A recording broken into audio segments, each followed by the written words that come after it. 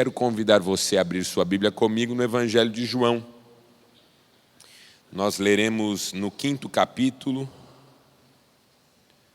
do 1º verso ao verso 15.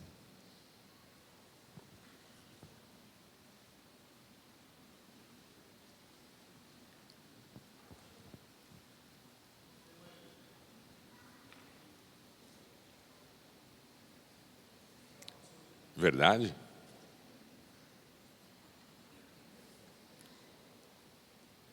O pastor está me dizendo que os livros acabaram. Toninho, você escondeu, Toninho? Não, tem mais algum lá, João 5º capítulo, 1º verso ao 15, diz assim: Algum tempo depois, Jesus subiu a Jerusalém para uma festa dos judeus. Há em Jerusalém, perto da Porta das Ovelhas, um tanque, que em aramaico é chamado Betesda, tendo 5 entradas em volta. Ali costumava ficar grande número de pessoas doentes e inválidas, cegos, mancos, paralíticos, e eles esperavam um movimento nas águas. De vez em quando descia um anjo do Senhor e agitava as águas. O primeiro que entrasse no tanque, depois de agitadas as águas, era curado de qualquer doença que tivesse. Um dos que estavam ali era paralítico, fazia 38 anos. Quando o viu deitado e soube que ele vivia naquele estado durante tanto tempo, Jesus lhe perguntou: Você quer ser curado?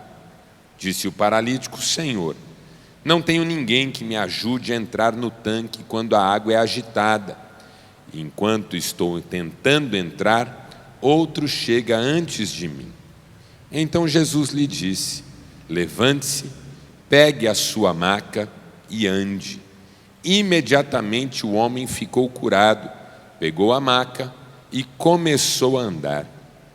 Isso aconteceu num sábado, e por essa razão os judeus disseram ao homem que havia sido curado: Hoje é sábado, não é permitido a você carregar a maca. Mas ele respondeu: O homem que me curou me disse: Pegue a sua maca e ande. Então lhe perguntaram: Quem é esse homem que mandou você pegar a maca e andar? O homem que fora curado não tinha ideia de quem era ele, pois Jesus havia desaparecido no meio da multidão. Mais tarde, Jesus o encontrou no templo e lhe disse: Olhe, você está curado, não volte a pecar, para que algo pior não aconteça a você. O homem então foi contar aos judeus que fora Jesus quem o tinha curado. Até aqui, louvado seja Deus pela sua palavra. E você diz: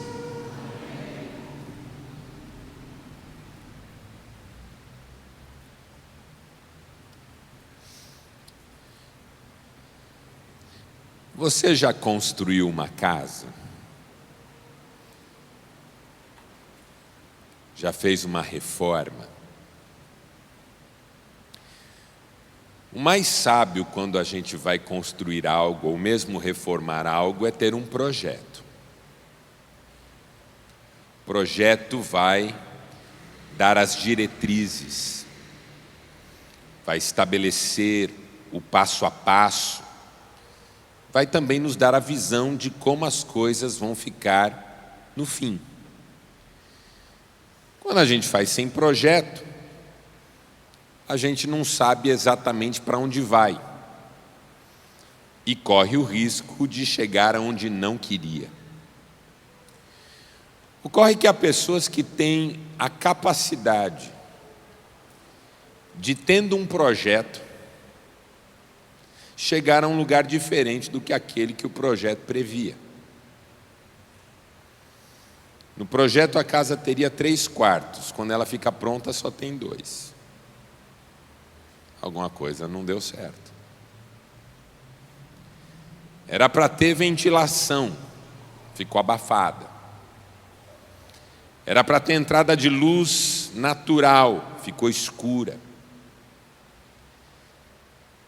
É incrível, mas há pessoas que conseguem alterar um projeto de modo que o resultado dele não tem nada a ver com o que ele era no início. Vamos falar de coisas um pouquinho menos concretas? Casamento. Casamento, lá atrás, lá no começo, tinha um projeto, ainda que ele fosse um tanto quanto intuitivo. Um projeto de felicidade, um projeto de cumplicidade, um projeto de união, um projeto de fé. Mas aí passaram-se 20 anos e o casamento não é nem sombra daquilo que se imaginava. É um lugar de distanciamento, de mágoas, de rancores. Ela olha para ele e diz: meu Deus, o que aconteceu? Ele olha para ela e diz: Senhor. E ambos não são felizes. Filhos. Que pais não têm projetos para os seus filhos? Meu filho vai ser médico. Meu filho vai ser advogado. Meu filho vai ser jogador. Meu filho vai ser pastor. Não, pastor não, vamos escolher outra coisa melhor. Mas aí de repente, eis o jovem desinteressado da vida, correndo atrás de coisa errada, desobedecendo pai e mãe, trazendo tristeza para a sua casa. Alguma coisa saiu do eixo, alguma coisa saiu do prumo, alguma coisa não deu certo. Entre a ideia original e o que finalmente aconteceu, as coisas saíram muito da linha. Por que é que eu estou falando sobre isso? Porque Betesda é um projeto que saiu da linha, que se tornou alguma coisa totalmente diferente do que era para ser. Esse texto é complexo porque há várias interpretações sobre essa informação de que de quando em quando um anjo descia e agitava as águas. Tem quem diga que isso era uma crendice em Israel, que algumas pessoas acreditavam nisso, mas isso não acontecia. Tem quem diga que não, que essa era uma realidade, porque a Bíblia não sugere que era uma crendice, mas diz que de quando em quando um anjo descia.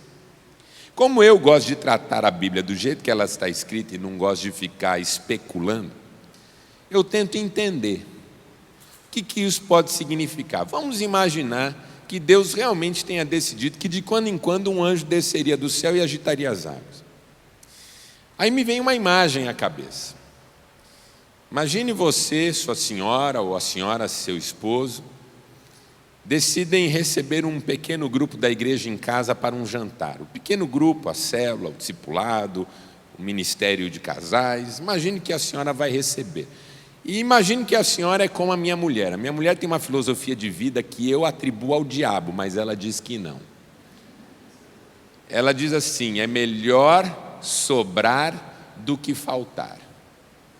Na minha filosofia, é melhor faltar.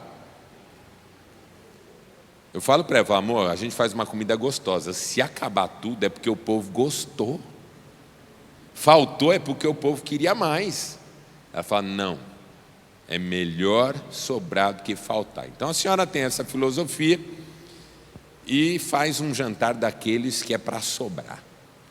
Faz um arroz, faz um feijão, mas aí não quer ficar só no arroz e feijão, faz uma massa, um rondelli de presunto e queijo, com molho aos 4 queijos gratinado. Eu estou quase encerrando com uma oração para a gente já ir jantar.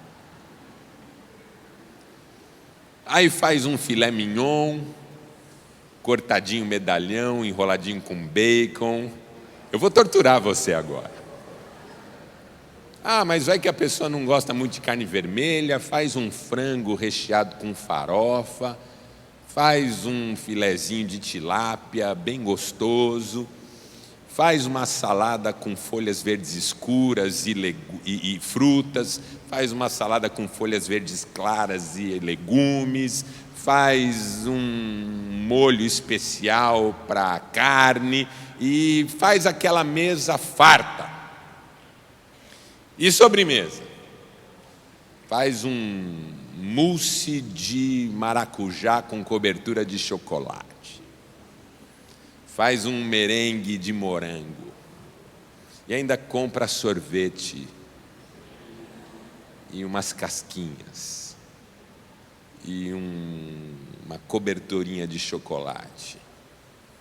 Aí está aquela mesa posta, maravilhosa,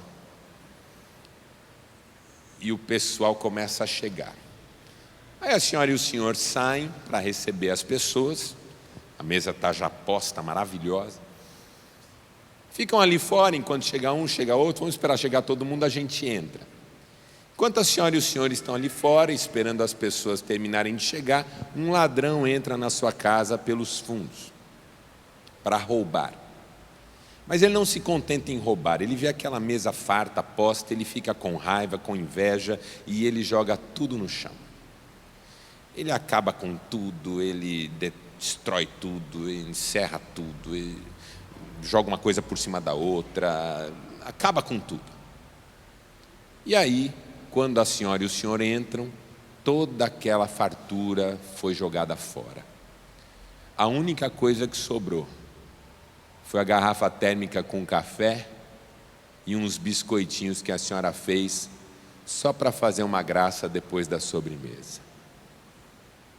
O povo está com fome, não dá mais para comer em lugar nenhum. Agora eu vou dar uma exagerada na história, como se ela já não estivesse exagerada. Só sobrou o biscoitinho e o café. Todo mundo vai ter que comer biscoitinho e tomar café. Aí acumula todo mundo ao redor dos biscoitinhos, que não são muitos. O marido come um, olha para o da esposa e pergunta: você vai comer tudo? Ela fala: vou. Não, porque se você quiser comer só metade, eu como a outra metade. Parece ridículo o que eu estou falando, eu sei disso. Parece, não é. Mas por que eu estou criando essa imagem na sua mente? Porque me parece foi isso que aconteceu com Israel. Quando Deus fez esse povo, desde o chamado de Abraão, passando por Moisés, por cada um dos profetas, esse povo é para ser um povo abençoado e abençoador, curador, restaurador, cheio da graça de Deus, revelando o poder de Deus por toda a terra. Ou seja, esse povo era para ter a mesa farta. Todos os espaços desse povo eram para ser espaços de cura, restauração, libertação. O templo, as sinagogas, as sombras de figueiras espalhadas pelo caminho, as casas, as conversas, tudo era para ser símbolo dessa mesa farta que Deus havia dado a esse povo. Mas esse povo se permitiu invadir.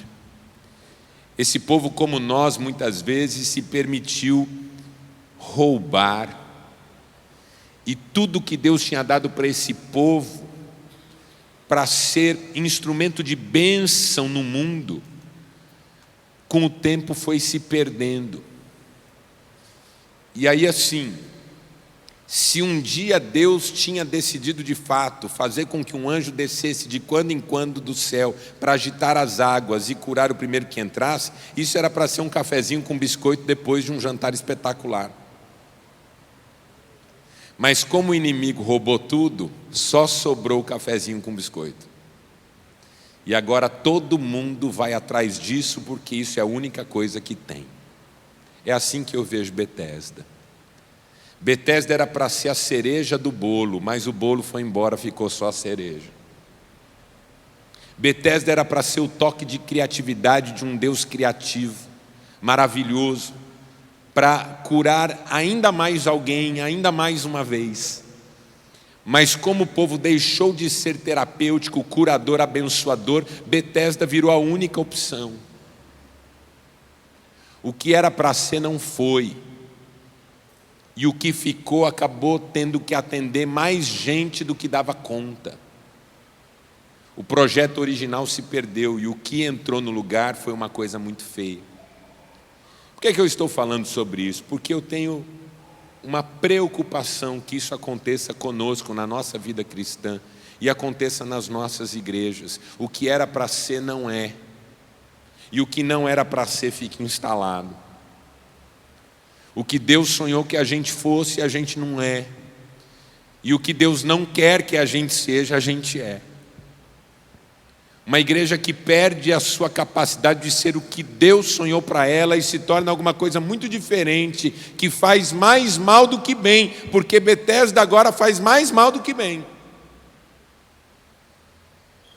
4 coisas que aconteceram com Betesda que eu temo que aconteçam conosco e com as nossas igrejas. Primeiro, que um lugar de cura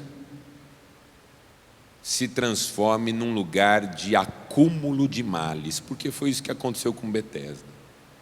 A palavra Betesda significa casa de misericórdia. Hoje nós estamos aqui tentando fazer algo pela Santa Casa de Misericórdia de Mogi Guaçu. Lugar onde o coração se identifica, onde a mão é estendida e onde pessoas são abençoadas. Betesda significa lugar de misericórdia, casa de misericórdia. Só que como os espaços de cura e de libertação e de bênção se esgotaram, Betesda se transformou num lugar de acúmulo de males, não dava mais conta de tanta gente precisando. Sabe como quando você quer fazer uma campanha de Natal para as crianças carentes, arrecadar presentes, doces, alguma coisa assim, e aí você recebe doces, presentes, contribuições, mas quando vai distribuir, aparece tanta criança que você não sabe se distribui, se não distribui, se vai embora para casa, se não vai, porque o que você tem não é suficiente para tanta gente querendo. É angustiante. É angustiante. Quando você visita um hospital que está passando por uma crise e vê aquelas pessoas nos corredores, em macas nos corredores, sentadas na recepção, chorando de dor, urrando de dor muitas vezes, feridas muitas vezes, e não há quem possa atender essas pessoas, não há lugar para elas, isso é angustiante. Betesda virou uma visão do inferno. Era grande esse lugar. A Bíblia o apresenta como um lugar com 5 pavilhões. Quando eu estive em Israel, eu fui visitar um lugar em Jerusalém que tem uma maquete da Jerusalém dos tempos de Jesus. O que mais chama a atenção na maquete é o templo antigo, que era gigantesco. Mas ao lado do templo, não muito longe de onde ficava o templo, o tanque de Betesda, uma construção muito grande, maior do que a maioria das construções em Israel.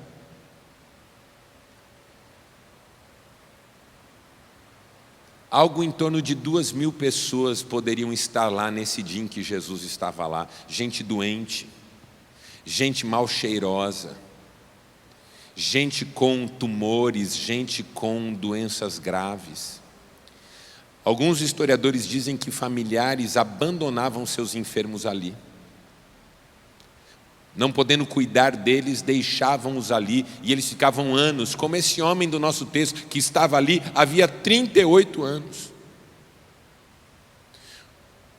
Um comentarista certa vez escreveu que em Betesda pessoas morriam e só eram retiradas dali quando o cheiro já estava insuportável. Jesus foi visitar esse lugar. A antessala do inferno, Jesus esteve ali. Um lugar de horrores e de sofrimento, Jesus esteve ali. Porque não importa o tamanho do sofrimento, Jesus não se ausenta, não se distancia, não finge que não é com Ele, Ele sempre se faz presente. Jesus esteve ali. Mas aquele lugar era deprimente.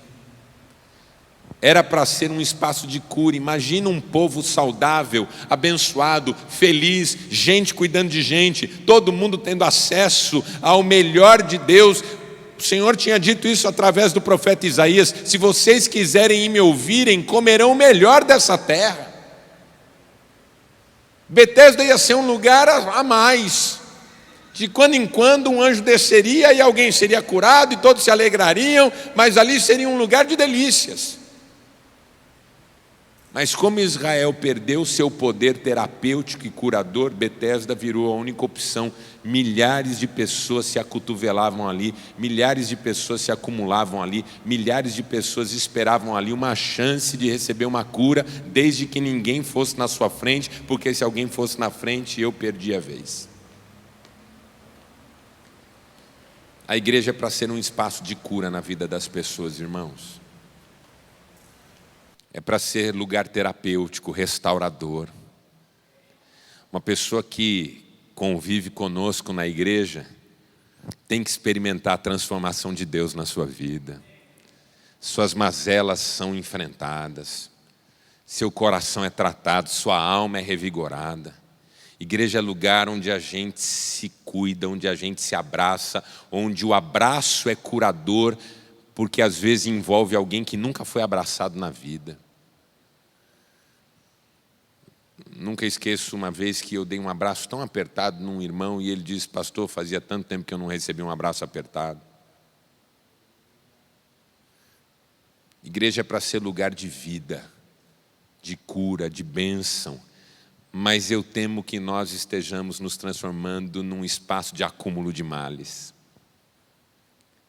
E a gente começa a juntar doente. E pega o doente A, junta com o doente B e deixa eles juntos nas suas doenças até que eles se matem um ao outro. É gente doente que não tratou suas doenças, querendo tratar do seu jeito, gente doente que chega e ambos ficam mais doentes. Até esse fenômeno na igreja evangélica contemporânea de agregar as pessoas em função do seu mal, isso é sintomático nos nossos dias. Culto para quem está com doença física, aí aquele festival de gente doente. Culto para quem está desgraçado na vida financeira, aí vem aquele pessoal da miséria. Culto para quem precisa arrumar um amor, porque o amor não bate na porta faz tempo. Aí vem aquele povo da carência e faz um túnel para o povo passar. E agora vai. Veja, claro que há pessoas que não têm um amor, claro que há pessoas que estão precisando restaurar a vida financeira, claro que há pessoas que estão precisando de cura, e é claro que a igreja é lugar para essas pessoas virem encontrarem a mão estendida de Deus, mas nós estamos acumulando enfermidades e não estamos curando ninguém. As nossas igrejas estão ficando tão doentes quanto o mundo. Já se sabe hoje por pesquisa que o número de divórcio entre evangélicos é equivalente a número de divórcio geral, independentemente de confissão religiosa.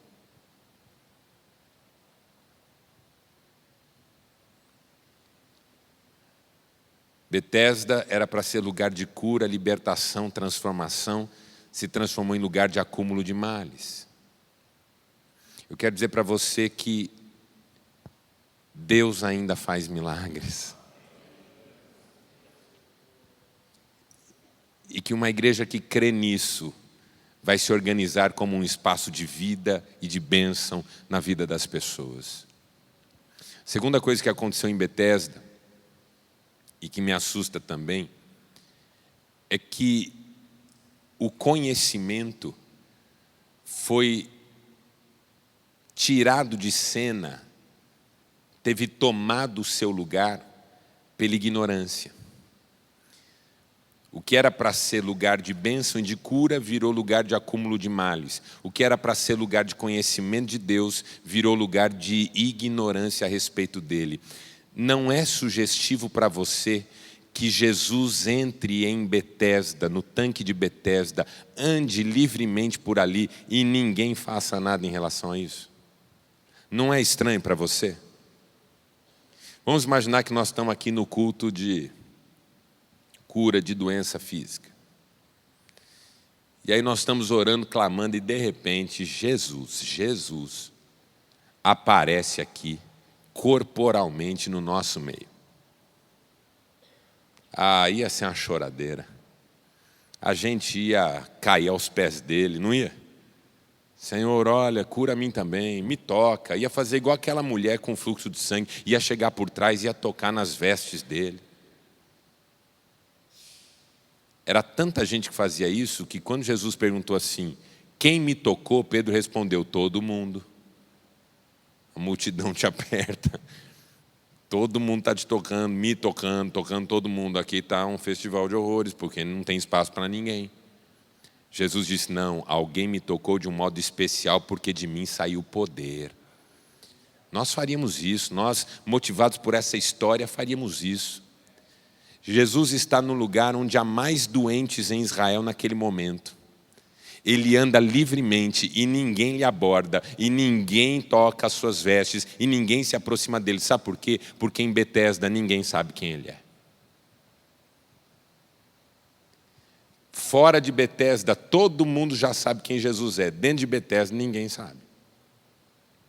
Jesus passeia, perguntando a história de cada um, olhando cada um, fala com o sujeito, ninguém sabe quem ele é. E depois que ele cura o sujeito e alguém pergunta para o sujeito, quem foi que te curou? Ele fala, não sei. Eu não sei quem era ele. Betesda se tornou tão fechada em seus próprios problemas, um mundo tão particular, que o que está acontecendo do lado de fora ninguém sabe. Às vezes pode acontecer com uma igreja, ela se fecha tanto no seu mundinho, que o que Deus está fazendo do lado de fora, ela não sabe. A pior coisa que pode acontecer com uma igreja é ela se reunir e já não conhecer mais a Jesus. Se reúne em torno de suas questões, se reúne em torno de seus interesses, se reúne em torno de suas metas, se reúne em torno de seus projetos, se reúne em torno de suas questões e já não sabe mais quem Jesus é. E eu preciso dizer para você nessa noite que não existe igreja nenhuma onde Jesus não é conhecido, reconhecido e adorado como Salvador das nossas vidas. Nós estamos vivendo uma época em que uma igreja evangélica corre o risco de não saber quem é Jesus. A gente fala em Deus, Deus te abençoe, Deus me livre, Deus me ajude, Deus me guarde, ou Deus tem misericórdia de mim, mas esse Deus voltou a ser a divindade que o paganismo também recorre quando se sente necessitado. Nós cremos em Deus, claro que cremos. Mas o Deus em quem nós cremos é o Pai de nosso Senhor e Salvador Jesus Cristo. É o Deus que enviou o seu Filho, o único Filho, para morrer numa cruz em nosso lugar, para que todo aquele que nele crê não pereça, mas tenha vida eterna. Quem diz amém para essa palavra? Conhecer Jesus é o grande desafio de uma igreja. Jesus disse isso na oração sacerdotal em João 17, a vida eterna é essa, que te conheçam a ti, único Deus verdadeiro, e a Jesus Cristo a quem enviaste. O que aconteceu em Betesda? As pessoas eram dirigidas para lá e se dirigiam para lá atrás de solução de problema. Quem quer solução de problema não precisa conhecer o agente solucionador. Quando eu quero fazer um check-up, quando eu quero fazer uns exames mais precisos, eu procuro um médico da minha confiança. Mas quando eu estou urrando de dor na minha casa e a minha esposa me leva num pronto-socorro, numa emergência, tudo que eu desejo é que tenha médico lá. O nome do médico não me importa. Tem médico aí? Pode me atender? Se tem médico que ele pode me atender, já é meio caminho andado. Graças a Deus, me sinto atendido na minha necessidade. Agora, no mundo espiritual, na vida espiritual, a gente tem que tomar cuidado com isso.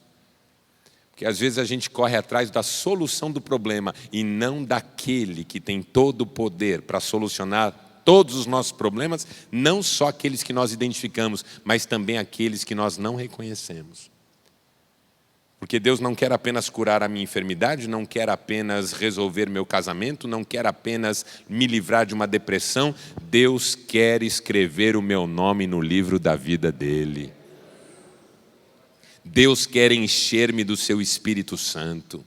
Deus quer me usar no mundo. Essa coisa ficou tão sintomática na igreja que a gente começou a evangelizar em função do problema. Já percebeu isso? A mensagem do Evangelho é: Cristo morreu no seu lugar, deu a vida por você, pagou um preço pela sua vida, você não tem o direito de continuar vivendo por si mesmo, você lhe deve a sua vida, você tem que entregar hoje a sua vida para Ele. Essa é a mensagem da salvação. Mas a nossa maneira de evangelizar foi o seguinte: qual que é seu problema? Sua casa está desmoronando? Vem para a minha igreja. Você está com dor? Está passando um apuro financeiro? Ou seja, não é mais uma questão de alguém comprou você por preço, mas está com problema? Está precisando de alguma coisa? A gente tem a solução. Aí um dia um grupo de jovens foi evangelizar um condomínio muito rico, a maior casa do condomínio, o grupo bateu, uma senhora muito distinta, muito fina, abriu a porta, aquele grupo entrou, ela muito solícita, muito simpática, pediu que se assentassem, chamou o marido, e aqueles jovens começaram a falar do amor de Jesus. Não, porque Jesus pode salvar vocês, abençoar vocês, dar uma vida nova para vocês. Depois de uns 15 minutos, aquele homem falou: filhos, vocês deviam estar numa favela, porque é lá que as pessoas precisam. Aqui a gente está bem, a gente não está precisando de nada, nossa família está bem, nós temos bastante coisa. Olha, vejam ao redor de vocês, é na favela que as pessoas precisam disso, porque lá elas têm necessidade. Aí os jovens saíram chateados daquela casa. Depois que fechou o portão, eles olharam e falaram: Senhor, manda uma depressão para eles verem que precisam de Ti. Tem que ter problema, se não tiver problema, como é que eu evangelizo? Se eu não identificar a necessidade, como é que eu falo de Deus? Veja, eu estou aqui exagerando, mas para falar que é uma característica da nossa época.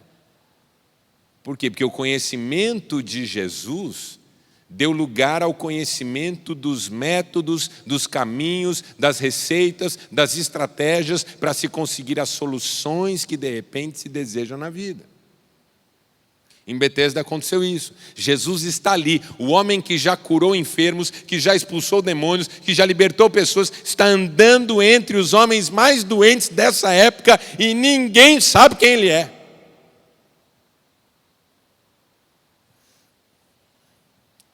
Quando Jesus veio, os próprios religiosos não o reconheceram, de modo que eu temo que se ele voltasse hoje, nós seríamos os que não o reconheceriam. Às vezes eu fico me perguntando como seria a crítica de Jesus hoje a nós. Certamente ele as faria. Porque entre o projeto original e o que nós estamos vivendo hoje, alguma coisa saiu um pouco do rumo, saiu um pouco do trilho. Terceira coisa que aconteceu em Betesda. O que era para ser atitude de fé, virou lugar para o vitimismo rancoroso. O que era para ser atitude de fé, deu lugar ao vitimismo rancoroso. Jesus encontra um homem que está lá há 38 anos, é um paralítico. Ele se aproxima do homem e faz uma pergunta: você quer ser curado?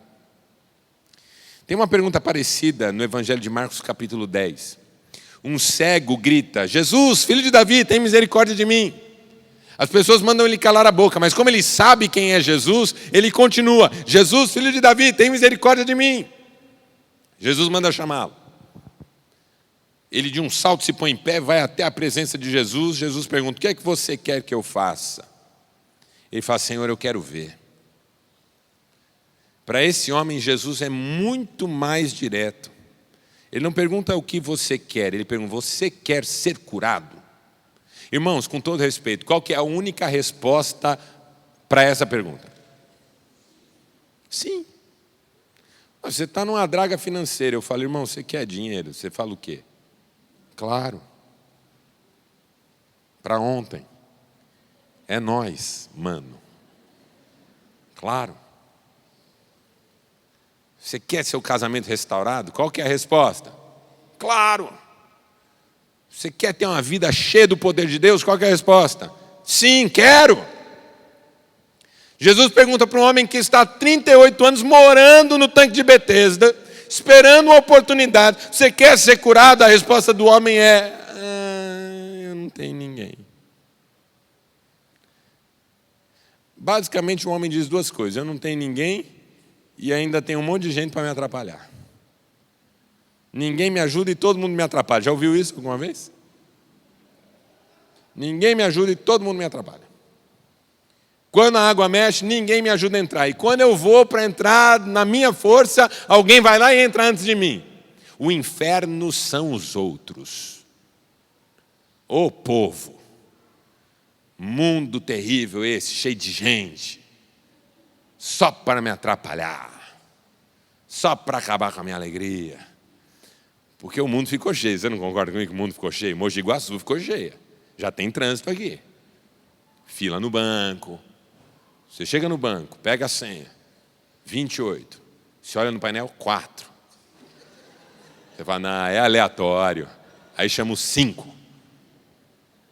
Eu sei que você é crente, ama a Deus, é cheio do Espírito Santo, mas qual que é seu desejo nessa hora? Ô Senhor, leva esse povo para outro banco, para a glória, para qualquer lugar. Tenho pressa. Está dirigindo o carro com pressa, deixou passar 5 minutos antes, porque na sua cabeça é assim, ó, em 5 minutos eu chego. Quem não faz isso? Sai 5 minutos antes, olha, isso é rancor, isso aí. Ninguém dá seta. O último que deu seta em Mogi Guaçu já faleceu faz uns 30 anos, não é assim que fala? Você sai 5 minutos antes para chegar, porque em 5 minutos você chega. Mas não contava que tem um monte de lesma morta dirigindo o carro na sua frente. Você tenta sair para um lado, tenta sair para o outro, buzina, aí a pessoa põe a mão para fora e faz assim, ó. Tipo, passa por cima. Aí você xinga, mas como você é crente, você não xinga como o mundo xinga, você xinga palavrão de crente. Amalequita. Vai te roubando a paz. O outro existe para me roubar a paz. Está por toda parte, está onde eu não queria encontrá-lo. Vai viajar de férias, encontra o outro. Nas férias. Eu uma vez tirei uma semaninha de folga, fui para Fortaleza. Aí fui ver a Praia do Futuro. Estava lá, bem legal, uma quarta-feira. Não tinha ninguém, só eu. Estava lá olhando o mar, de repente eu vi atrás de mim, Pastor Marcelo Gomes. Eu joguei a caipirinha.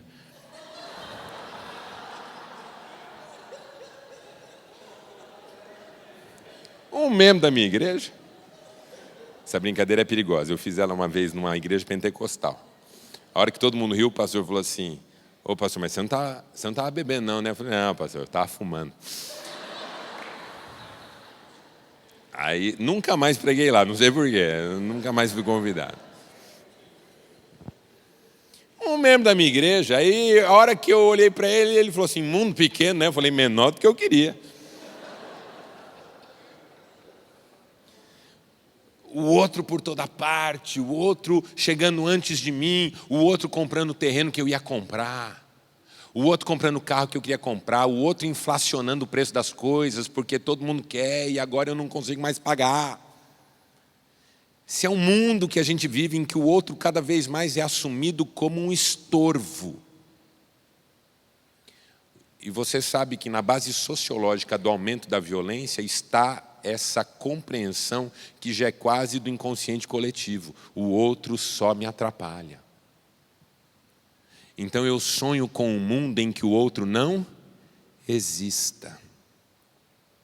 Não esse outro que me incomoda, não esse outro que toma o meu lugar. O que esse homem está dizendo é, eu queria ser curado, mas as pessoas tomam minha vez, elas não respeitam que eu estou aqui há mais tempo, elas não me ajudam. Irmãos, isso é vitimismo, quando a razão da desgraça que é a minha vida, eu atribuo ao outro. Isso é vitimismo. Eu sou vítima de alguém. Eu era para ser muito mais feliz, não sou por causa dessa esposa que não me ajuda. Eu era para ser muito mais feliz, não sou por causa desse marido que não sabe me entender. Eu era para estar muito mais tranquilo na vida, não estou por causa desses filhos. Eu era para estar firme e forte, não estou por causa das amizades que me corromperam. Eu vou culpando todo mundo pelas minhas mazelas. Veja, aquele homem talvez não tem culpa de ser paralítico. A gente não sabe o que aconteceu para ele ser paralítico. Mas vamos imaginar que ele não tem culpa de ser paralítico. Mas ele também não tem o direito de dizer que a vida dele só não é melhor por causa dos outros. Porque esse é o vitimismo. É a gente chegar na igreja aqui, olhar para todo mundo e falar assim, se não fosse esse monte de gente aqui, o pastor ia mais na minha casa. Que é povo para ser vitimista e rancoroso, é povo de igreja. A pessoa chega num culto, primeira coisa que ela já reclama é que não tem lugar para estacionar. Oh, droga, a igreja está cheia hoje, vai ser duro, hein? Olha, era para a gente estar dando glória a Deus. Parei meu carro a 1 quilômetro, venho cantando, aleluia, o culto hoje vai ser maravilhoso. Mas não, eu já venho xingando. Porque todo mundo chegou, pôs o carro e agora eu não tenho onde estacionar. Eu entro, o banco que eu sento há 32 anos. Tem um menino lá. Aí eu falo, menino, aqui é meu lugar. Ele olha e fala assim, não vi teu nome. Pronto, já vou falar com o diácono. Essa igreja está muito cheia. Estou exagerando. Você já percebeu que eu sou exagerado, né? Mas para mexer com algo que dói em todos nós.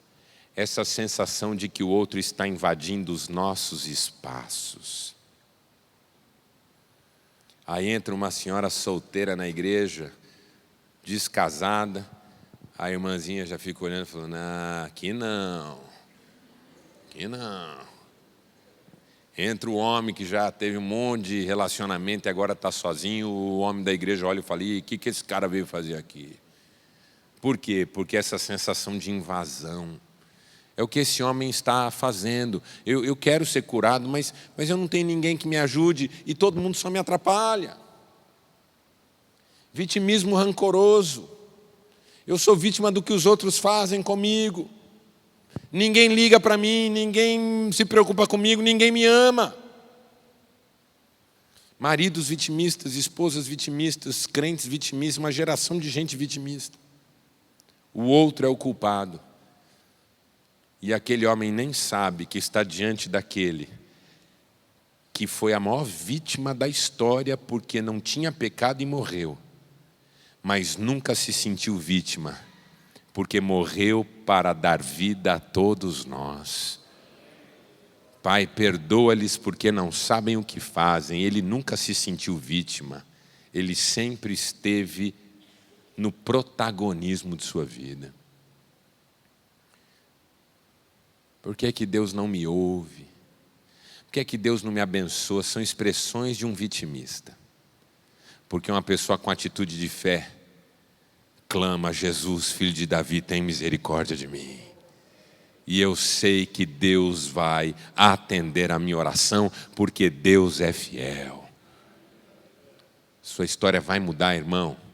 Sua história vai mudar, minha irmã. Porque maior é Deus do que as condições que você enfrentou até aqui.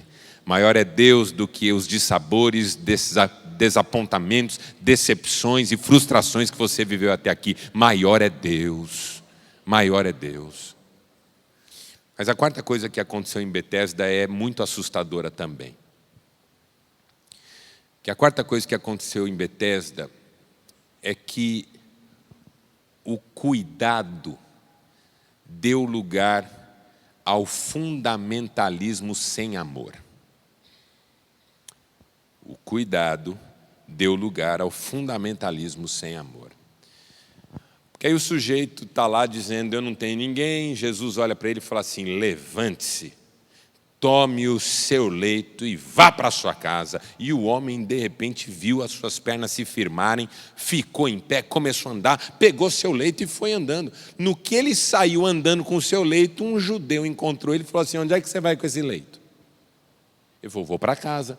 Pois não pode, hoje é sábado, não é para carregar leito. Ele falou, mas o homem que me curou mandou. Quem que é o homem que te curou, que mandou? Que ele está errado, você não podia estar carregando leito. Põe esse leito no chão. Olha que coisa maluca. Se eu encontro uma pessoa e pergunto assim, onde é que você vai com esse colchão? E ela fala assim, é que o homem que me curou mandou eu carregar meu colchão. A pergunta que eu vou fazer é assim, curou? Curou de quê? Curou como? Como assim? Conta para mim essa história, pelo amor de Deus, que eu quero saber. Que história maravilhosa é essa? Quer dizer, então, você foi curado do quê? Ah, eu era paralítico, fazia 38 anos. Você está brincando? E o cara te curou como? Quiroprático? O que ele é? Não, ele me deu uma ordem com a palavra.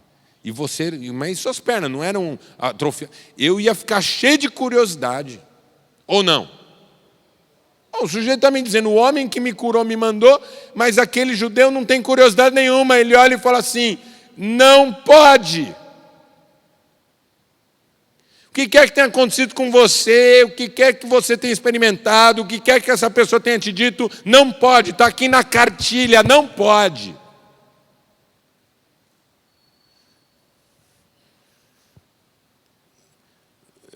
Eu falo isso na minha igreja. A tristeza que eu tenho. Hoje a nossa igreja tem mais de 2.000 membros em Maringá, faz 3 cultos aos domingos.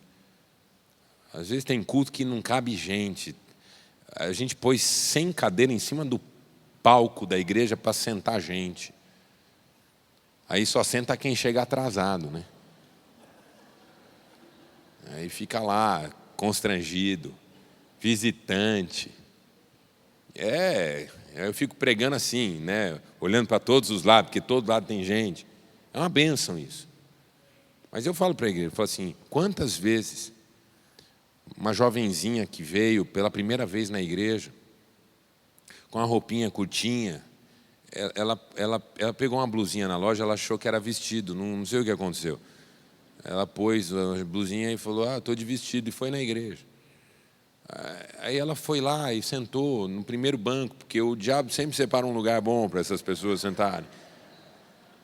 Aí sentou no primeiro banco, tal.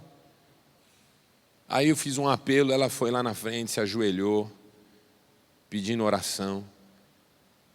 Aí assim, tem tanta irmã tão legal na igreja, com tanto tempo de igreja, não tem? Tem umas irmãs na igreja com 30 anos de fé. O que eu espero? Que uma irmã dessa saia do lugar, vá até lá na frente, ajoelhe do lado dessa irmãzinha, traga um lenço, põe em cima dela para ajudar. E fala, irmã, é a primeira vez sua aqui? É. Então, parabéns pela sua decisão. Glória a Deus pela sua vida. Se você precisar ser discipulada, conta comigo. Eu estou nessa igreja faz 30 anos, eu conheço a Bíblia Sagrada, eu posso te ajudar. Eu tenho um grupo de outras moças que vieram para a igreja como você, história parecida com a sua. Deixa eu ajudar você também. Você vai conhecer essas meninas, você vai ficar encantada com elas. Eu esperava isso, mas vai ter uma irmãzinha que acabou o culto, ela vai sair que nem um furacão do lugar dela, vai cruzar essa menina que ela não quer nem olhar, porque ela acha que o demônio vem na igreja, e vai passar por ela, vai vir em mim e falar assim, pastor, está precisando pregar sobre roupa nessa igreja. E isso me apavora. Me apavora quando a gente está num culto espetacular, maravilhoso, Deus falando ao seu povo, o pastor faz um apelo, vai aquele mundo de gente pedir oração e tem um irmão com 20 anos de igreja olhando no relógio e falando, esse culto não acaba mais, hein? Isso me apavora. Me apavora o fundamentalismo sem amor, onde a cartilha é mais importante que as pessoas. Onde o que Deus está fazendo não me interessa, interessa o que a gente está fazendo há 20 anos e que não pode mudar. O pastor amigo meu assumiu uma igreja, ele é muito bem-humorado e muito inteligente. Primeira semana dele na igreja, ele chamou o zelador e falou, irmão, vem me ajudar aqui que eu quero dar uma arrumada naquele palco do templo. O zelador olhou para ele meio desconfiado e foi. Aí ele falou, vamos empurrar esse piano. A hora que ele falou, vamos empurrar esse piano, o zelador falou assim, meu irmão, se eu fosse você, eu não mexia nesse piano. Eu falei, mas por que não? Porque 3 pastores já saíram daqui por causa desse piano. Fundamentalismo sem amor. Igreja que deixa de ser espaço terapêutico, por quê? Porque vira espaço onde cada um está coando o mosquito e engolindo o camelo. Jesus falou isso. Jesus falou sobre pessoas de religiosidade impoluta, mas vida espiritual nula.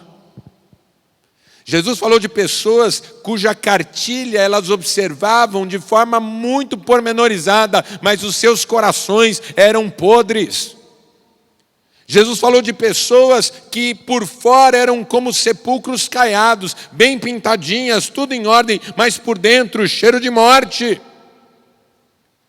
Por quê? Porque mais importante do que tudo que nós temos aqui hoje é cada pessoa que Deus trouxe aqui nessa noite para poder dizer ao seu coração que ela é muito importante para Ele. Ah, meu irmão, minha irmã, Deus trouxe você aqui hoje para que você saiba que Ele continua interessado na sua vida, que Ele tem propósitos para a sua vida, que Ele quer curar você. A pergunta dele ecoa dos céus para você nessa noite: você quer ser curado? Você quer ser restaurado? Você quer ter uma família bonita? Você quer parar de andar no pecado? Você quer parar de boicotar a si mesmo na sua trajetória? Você quer parar de correr atrás do engano, deixando a verdade de lado? Deus quer ajudar você a levantar-se hoje dessa situação e viver um tempo novo em nome de Jesus. Isso é Betesda, lugar de misericórdia, onde a misericórdia de Deus nos alcança a todos. Quando eu estava em Israel, uma coisa que me chocou foi quando eu cheguei no hotel, um hotel fino. O grupo que me levou era um grupo com algum poder aquisitivo, então tudo era do bom e do melhor. Um hotel fino em Jerusalém. Aí nós entramos no hotel, o elevador tinha 2 botões para chamar o elevador. Mas não era o para cima e o para baixo, não. Eram 2, um do lado do outro. Aí eu perguntei para o nosso guia, falei, que botão é esse aqui? Por que tem 2 aqui? Ele falou, é que esse aqui a gente só aciona no sábado. Esse é um elevador para ser usado no sábado. Quando essa luz está acesa, é porque é sábado e o elevador tem um outro funcionamento. Então eram 2 luzes, na verdade. Uma para sinalizar que o elevador estava funcionando dia normal, o outro sábado. Eu falei, mas como assim, irmão? Qual que é a diferença do elevador no sábado, do elevador em qualquer dia? Ele falou, que no sábado você não pode se dar ao trabalho de apertar o botão onde você quer ir. Então o elevador para em todos os andares.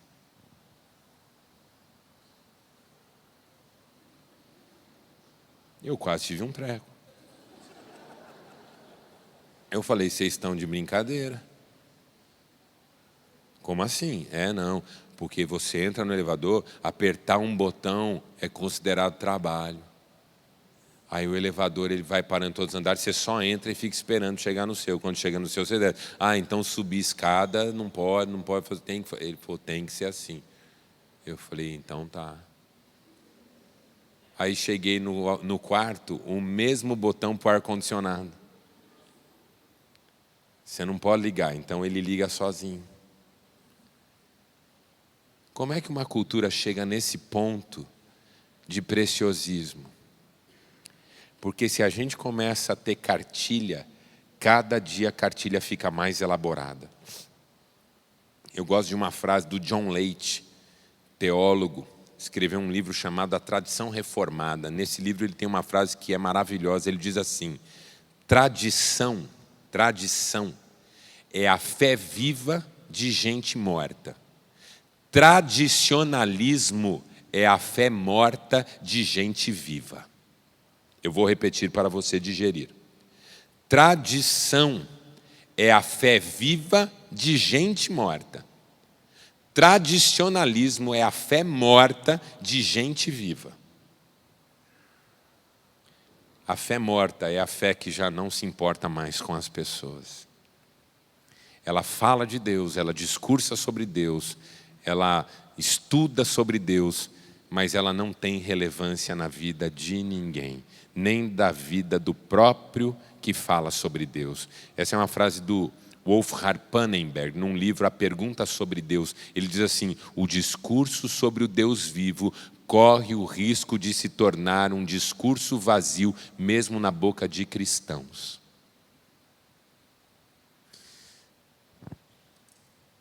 A igreja é para ser um lugar onde as pessoas vejam Jesus na nossa vida, amém, irmãos? Onde as pessoas vejam Jesus na nossa vida.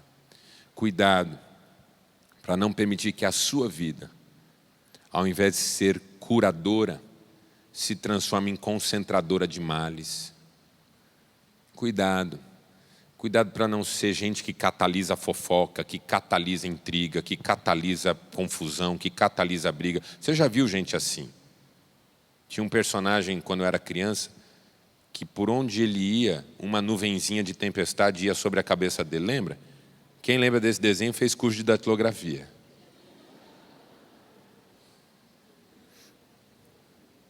Onde a personagem ia, uma nuvenzinha de tempestade ia sobre ela. Tem gente que onde vai atrai confusão. Saiu da igreja X, veio para essa, porque lá tinha confusão. Chegou aqui e já começou a confusão. Aí sai daqui, vai para outra, chega lá, confusão. Tem gente que onde vai tem confusão. Uma vez uma pessoa falava comigo no gabinete: pastor, parece que eu atraio coisa ruim. Falei: parece não, você atrai coisa ruim. Que é impressionante, por onde passa tem confusão. Saiu do Ministério de Louvor, foi para o Ministério de Missões, deu confusão. Saiu de Missões, foi para a Diaconia, deu confusão. Saiu da Diaconia, foi para a Escola Dominical, deu confusão. Saiu da Escola Dominical, foi cuidar do carro no estacionamento, fez confusão. Alguma coisa está errada, irmão.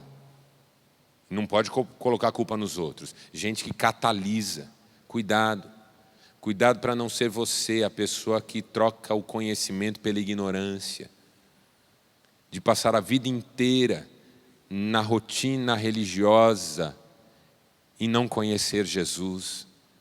Conhecer Jesus é a coisa mais linda que pode acontecer comigo e com você. Aleluia por isso.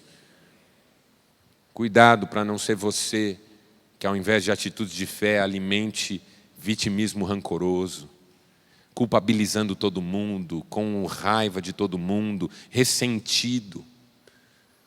Eu não sei se você tem a mesma sensação que eu, mas nós estamos vivendo dias de uma igreja ressentida. Todo mundo que a gente conversa tem algum ressentimento, algum rancor, alguma mágoa. Aí a gente fala sobre perdão na igreja.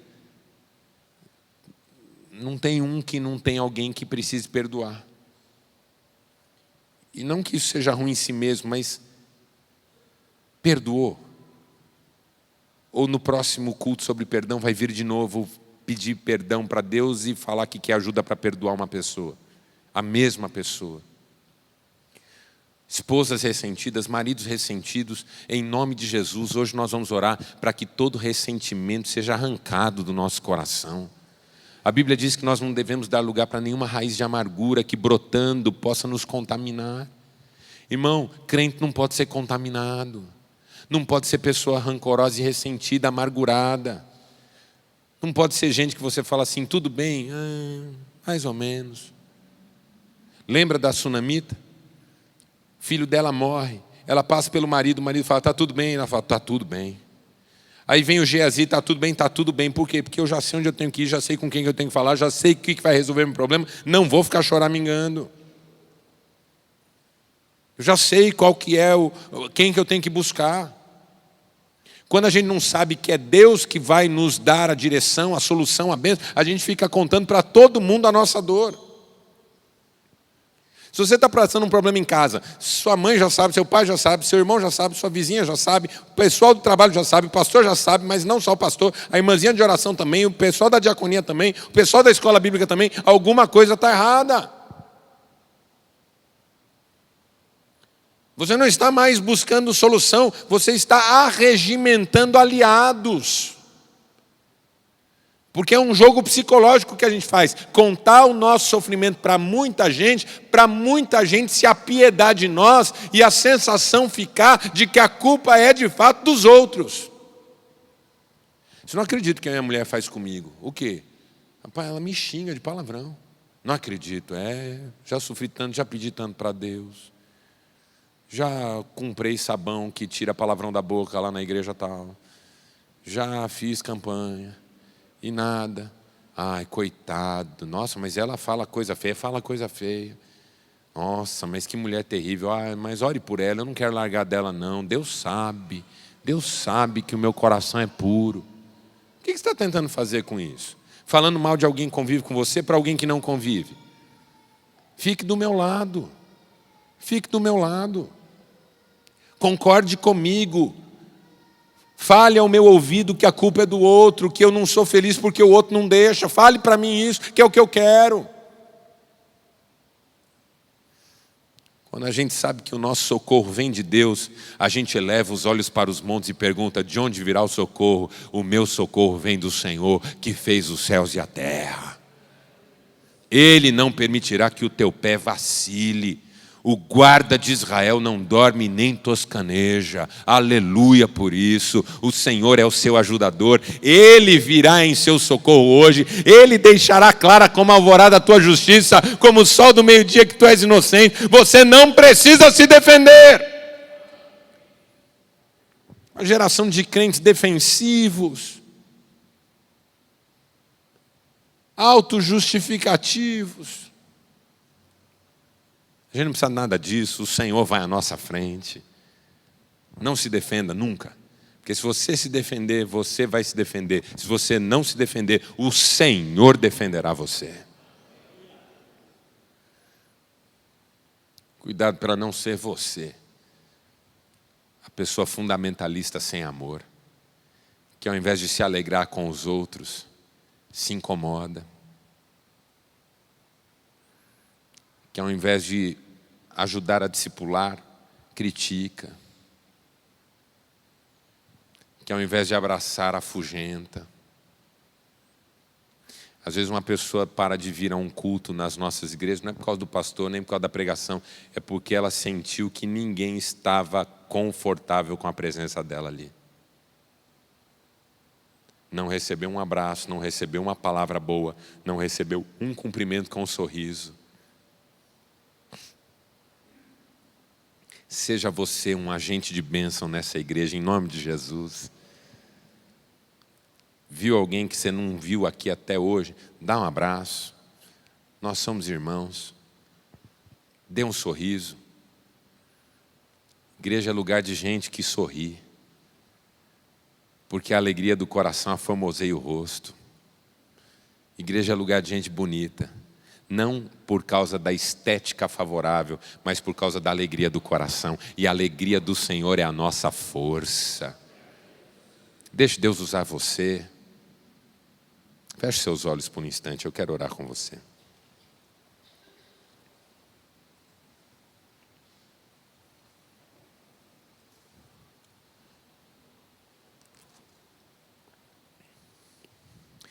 Quantos querem que esta casa, que esta igreja, Igreja Presbiteriana de Mogi Guaçu, seja a Betesda nessa cidade? Mas não a Betesda que saiu do plano original, não, a Betesda que Deus sonhou. Lugar de cura, de restauração, de bênção. Lugar de conhecimento de Jesus. Lugar de atitude de fé. Lugar de cuidado amoroso. Lugar onde cada um é bem-vindo porque vem a presença do Pai. Quantos aqui gostariam de dizer: Senhor, usa a minha vida, eu quero ser uma pessoa assim. Eu quero ser esse que vai ser curador do meu irmão. Eu quero ser essa pessoa de atuação terapêutica na igreja. Eu não quero atrair conversas inconvenientes. Eu não quero dar vazão a críticas injustas. Eu não quero ser o porta-voz das insatisfações de quem não tem temor do Senhor no coração. Eu quero ser instrumento de bênção nessa igreja. Eu quero ser bênção aqui. Eu quero ter conhecimento de Ti para falar desse conhecimento para quem ainda não Te conhece. Eu quero ajudar pessoas a tocarem Tuas vestes para serem curadas. Eu quero falar da Tua grandeza, da Tua majestade, do Teu poder. Eu quero, Senhor, eu quero ser essa pessoa sem vitimismo, sem rancor, com o coração cheio de fé, atitude de fé, pondo-se em pé na tua presença, crendo na vitória do Senhor. Eu quero ser essa pessoa cheia de fé. Eu quero ser essa pessoa cuidadora, que não acusa, que não julga, que não aponta o dedo, mas que abraça e diz que bom que Deus está fazendo uma obra na sua vida. Se esse é o seu desejo, eu quero convidar você a se colocar em pé no seu lugar para nós orarmos juntos. Em nome de Jesus. Em nome de Jesus. Você que não quer mais culpar ninguém das suas tristezas, mas quer colocar a sua vida no altar de Deus, eu quero orar com pessoas que nessa noite estão ressentidas, rancorosas, se sentindo abandonadas, com raiva talvez. Eu quero te desafiar a com coragem. Só você que hoje veio aqui a esse culto e pensou: meu Deus, eu tenho sido vitimista, eu tenho sido rancoroso, eu tenho sentimentos ruins agora no meu coração em relação a outras pessoas. Se você quer deixar isso no altar de Deus e sair daqui hoje leve, sem levar isso para casa com você, saia do seu lugar e venha aqui à frente. Eu vou orar com você especialmente nessa noite, porque Deus vai limpar o seu coração hoje aqui. Pode vir, você que tem atribuído a sua dor a outros, você que se sente vítima do desamor de outros, você cujas carências estão ultrapassando os limites do tolerável, vem aqui que eu vou orar com você, e você vai sair daqui com uma atitude de fé hoje, em nome de Jesus, em nome de Jesus. Pai, nós estamos em pé porque precisamos de Ti, e nós só estamos em pé porque o Senhor nos coloca em pé. Tu conheces a nossa vida, Tu conheces a nossa história, Tu conheces a nossa trajetória, Tu conheces os nossos medos, Tu conheces os nossos traumas, Tu conheces as marcas que carregamos no peito, Tu sabes das decepções, Tu sabes dos desencontros, Tu sabes dos desapontamentos, Tu sabes das frustrações, Tu sabes. Tu sabes que nós já choramos bastante. Tu sabes que ainda choramos de quando em quando, muitas vezes escondidos. Tu sabes que nós temos sentimentos ruins no nosso peito agora. Mas nós também sabemos que maior é o Senhor do que tudo isso. Nós também sabemos que maior é o Teu poder do que as nossas crises. Nós também sabemos que maior é a Tua graça do que o nosso pecado. Por isso nesta hora nós nos apresentamos diante de Ti, em pé como estamos, para Te dizer: Senhor, toma a nossa vida nas mãos. Toma estes que estão aqui à frente, precisando de cura para os seus corações. Cura, Senhor, liberta, transforma, restaura, derrama um bálsamo de amor sobre nós. Pai, alegra o nosso coração. A alegria do Senhor é a nossa força, alegra o nosso coração. Põe a tua mão sobre os que estão em pé nos seus lugares, porque estão dizendo: Senhor, eu quero que a minha igreja seja Betesda hoje, a Betesda original, a Betesda dos planos do Senhor, a Betesda da mesa farta. E eu quero ser instrumento nessa igreja para que isso aconteça. Livra-me, Senhor, de tudo aquilo que me atrapalha. Livra-me, Senhor, de tudo aquilo que me impede de ser quem o Senhor quer que eu seja. Em nome de Jesus, em nome de Jesus, em nome de Jesus. Amém e amém. Deus te abençoe em nome de Jesus. Deus te abençoe. Volte para o seu lugar, leve, em paz, com alegria, em nome do Senhor.